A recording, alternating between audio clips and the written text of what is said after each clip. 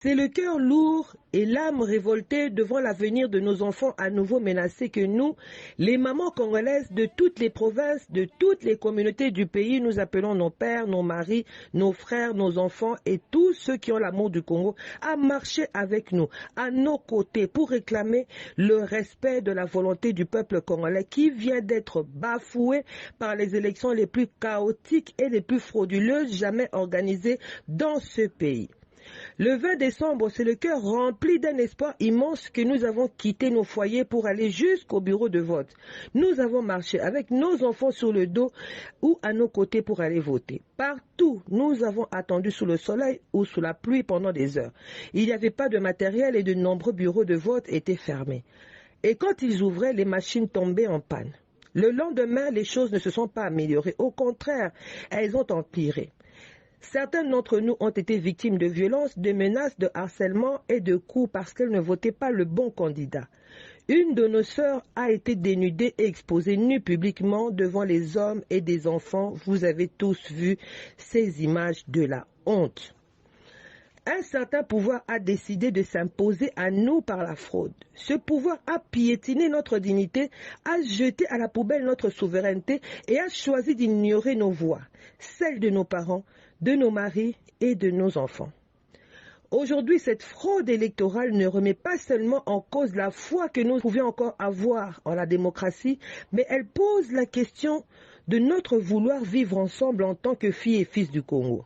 Nous ne pouvons pas nous permettre d'élever nos enfants dans la précarité sans aucune autre perspective d'avenir que celle de tendre la main à une classe politique corrompue, prédatrice, incompétente, irresponsable et sans vision.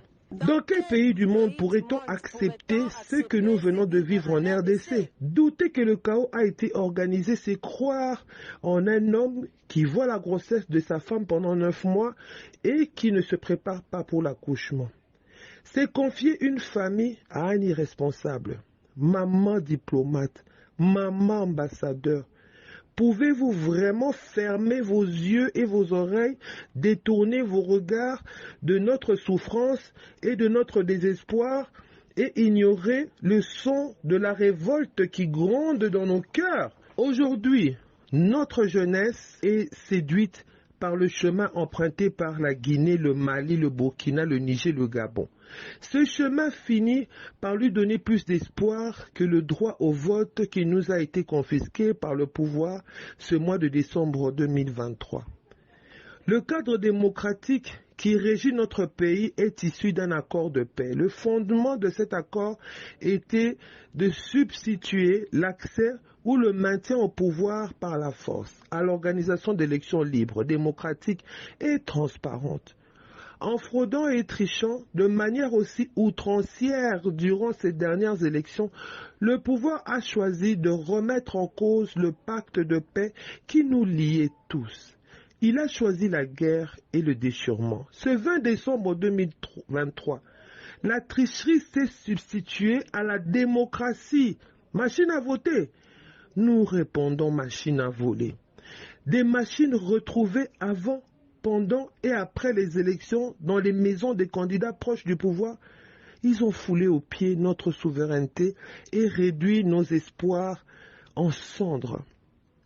Mais qu'ont-ils vraiment gagné par suite de leur tricherie et de leur refus d'entériner notre choix? Le pays est désormais plus divisé et plus déchiré que jamais. De surcroît, de toutes ces choses, que dirons-nous à nos enfants?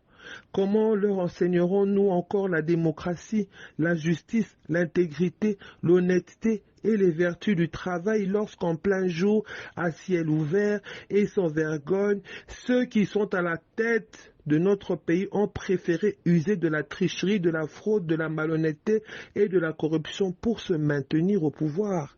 Accepter ce travesti d'élection préparé par ceux qui veulent nous ramener vers la dictature n'aura aucun sens et reviendra à sacrifier notre avenir et celle de nos enfants.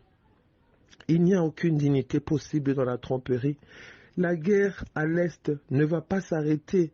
Nos mères, nos sœurs, nos filles vont continuer à être menacées, terrorisées, violées et massacrées, car ceux qui ont organisé ces élections de la honte, ceux qui ont privilégié le mensonge, la tromperie et la tricherie au bien-être des populations congolaises, si nous les laissons faire, c'est le pays tout entier qui va sombrer dans la violence et dans la barbarie. La misère, la peur, la faim et l'insécurité vont perdurer et jamais le développement et la prospérité ne nous atteindront. Cela, nous le refusons. Nous voulons que nos enfants soient libres de choisir leur destin. Nous refusons que la tricherie l'emporte sur la souveraineté du peuple congolais. La victoire que M. Denis Kadima veut accorder à Félix Tshisekedi, nous la rejetons. N'espérez pas de fête, il n'y en aura pas tant que nous n'aurons pas de nouvelles élections.